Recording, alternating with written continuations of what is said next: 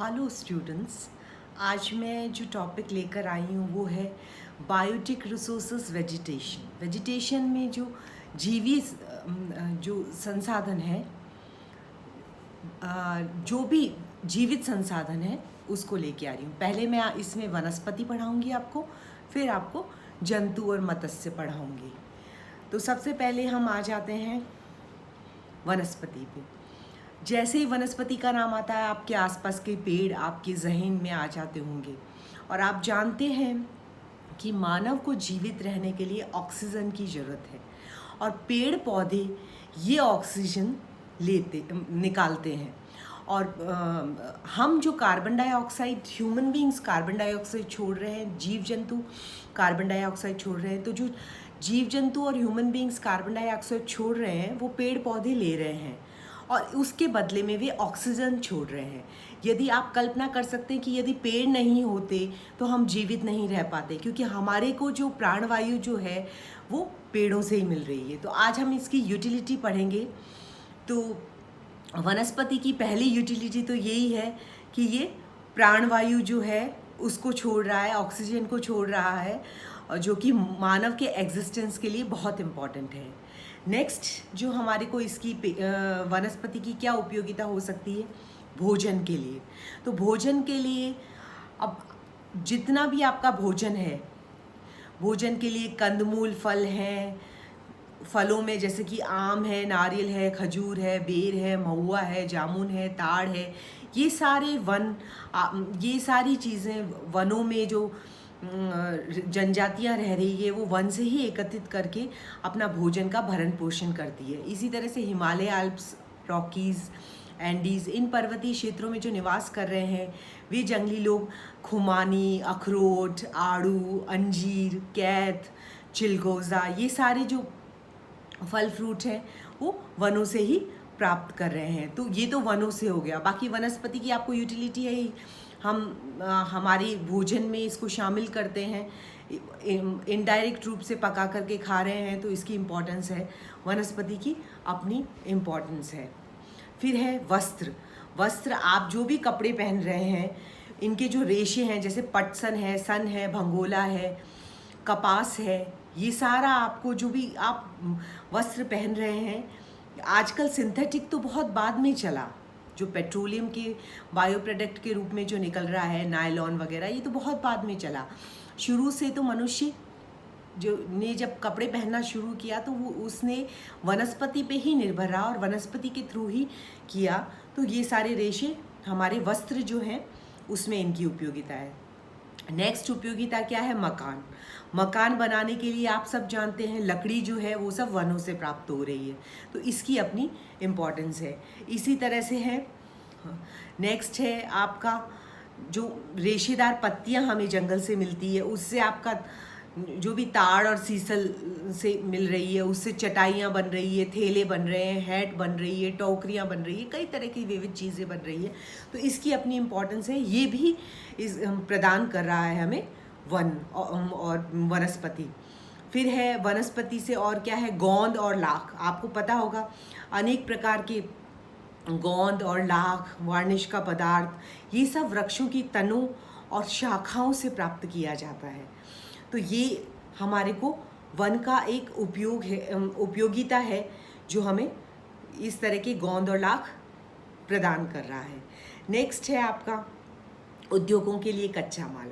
जितने भी विनिर्माण उद्योग हैं, जैसे कागज हुआ, एक्सक्यूज मी, लुगदी, दिया सलाई, नकली रेशम, रबड़, तारपिन, वार्निश, ये सब वनों से प्राप्त हो रहा है। तो वन की अपनी यूटिलिटी है, हम उनसे प्राप्त करें। और क्या यूटिलिटी हो सकती है, खाना पकाने व कारखानों के लिए जो लकड़ी ईंधन के रूप में काम में आ रही है, वो भी हमें वनस्पति से ही, वनों से ही प्राप्त हो रही है। इसी प्रकार परिवहन के लिए गाड़ियाँ, रेल डिब्बे, नावों के हेतु लकड़ी वन द्वारा ही प्राप्त होती है। तो लकड़ी के एक विविध रूप हैं, कई तरह से ये उपयोग में आ रही है वनों से प्राप्त लकड़ी। इसी तरह से नदियों को पाटने के लिए जो पुल है, पुलों पे लट्ठे वगैरह डाल करके लकड़ी से पुल बनाए जाते हैं। आजकल तो कंक्रीट के बनने लगे, लेकिन जहाँ पर बहुतायत से जंगल हैं और बहुतायत से लकड़ी उपलब्ध है, वहाँ आज भी लकड़ी के पुल बन रहे हैं। और संचार हेतु टेलीफोन के लिए लट्ठे वगैरह ये भी लकड़ी के बनाए जाते हैं, जो दुर्गम इलाकों में जहाँ लकड़ी अवेलेबल है। इसी प्रकार से औजारों को पकड़ने के लिए दस्ते, फर्नीचर बनाने के लिए लकड़ी, ये सब वन से प्राप्त हो रहा है।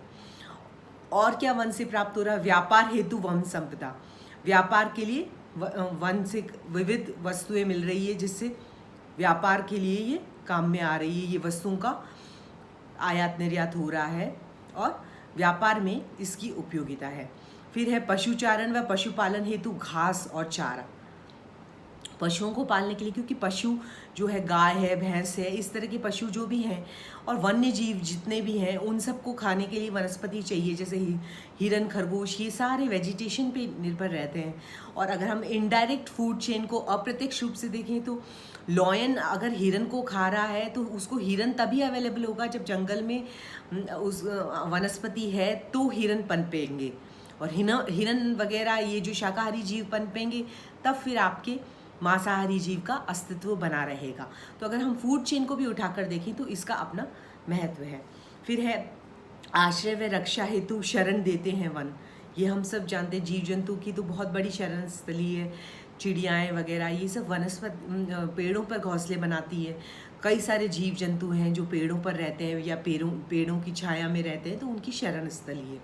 इसके अलावा आपका भूमि कटान व मिट्टी कटान रोकने के लिए वनस्पति कारगर साधक है। हम मिट्टी में पढ़कर आए soil erosion and soil conservation, ये टॉपिक मैं पढ़ा चुकी हूँ, आपको पिछले वीडियोस देखिएगा, उसमें ये मैं पढ़ा चुकी हूँ। तो उसमें हमने सबसे कारगर उपाय मिट्टी कटाव रोकने का बताया था वनस्पति लगाना। वनस्पति जो पेड़ पौधे लगाने से आपका मिट्टी की जो उपजाऊ सॉइल है उसका कटाव नहीं होता। फिर इसकी यूटिलिटी है खेतों की रक्षा के लिए, खेतों में चारों तरफ बाड़ वगैरह बनाने के लिए झाड़ियाँ लगाई जाती हैं, तो इसमें इसकी यूटिलिटी है। फिर है वातावरण में आर्द्रता बनाए रखने के लिए और जलवायु शुष्कता को रोकने के लिए ये सर्वोत्तम उपाय है वनस्पति लगाना। और क्या हो सकता है इसका यूटिलिटी? खेल है, झूला है, झूला पेड़ों पे डालते हैं सावन में। अभी सावन इस बार तो काफ़ी ड्राई सा गया है हमारे राजस्थान में, तो लेकिन सावन में आपने देखा होगा कि झूले पड़ जाते हैं पेड़ों पे।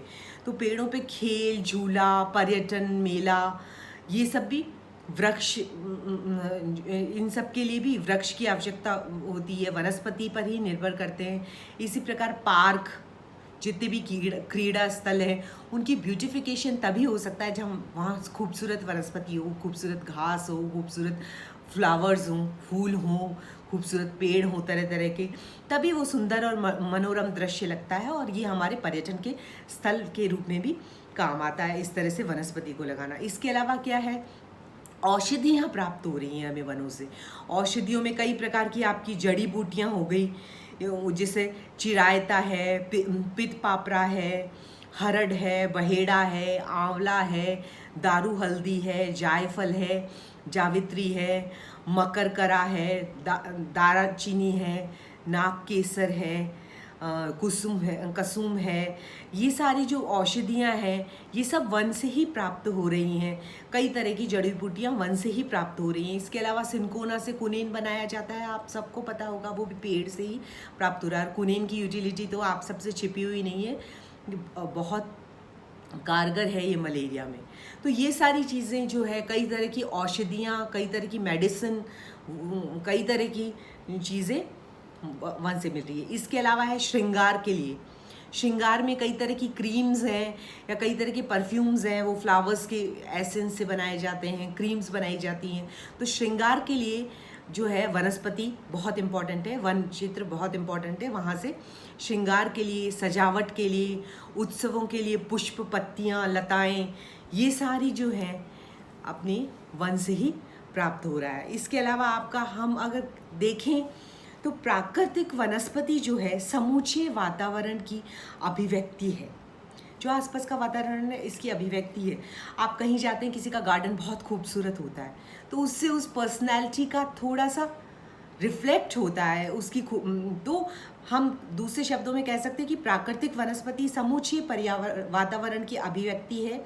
इसके द्वारा वातावरण की क्षमताओं का बोध होता है, जिससे मनुष्य के भूमि उपयोग में सहायता मिलती है। तो आज हमने पढ़ा वनस्पति की इम्पोर्टेंस जीव संसाधन में। आप मेरे YouTube पे प्लीज़ आप मेरे वीडियोस देखते रहिए। जो कोई छूट गया है तो पुराने वीडियोस आप देख सकते हैं। वापस से ओल्ड वीडियोस पे क्लिक करके आप पुराने वीडियोस गवर्नमेंट कॉलेज चाकसू की साइट पे देख सकते हैं मेरे। और मैं लगातार आपको वीडियोस डाल रही हूँ, व्हाट्सएप पे कंटेंट डाल रही हूँ। तो प्लीज़ आप इनको पढ़िए, जिससे कि आप घर पर बैठ कर के भी ये पढ़ाई करते रहें। Till next time, good bye.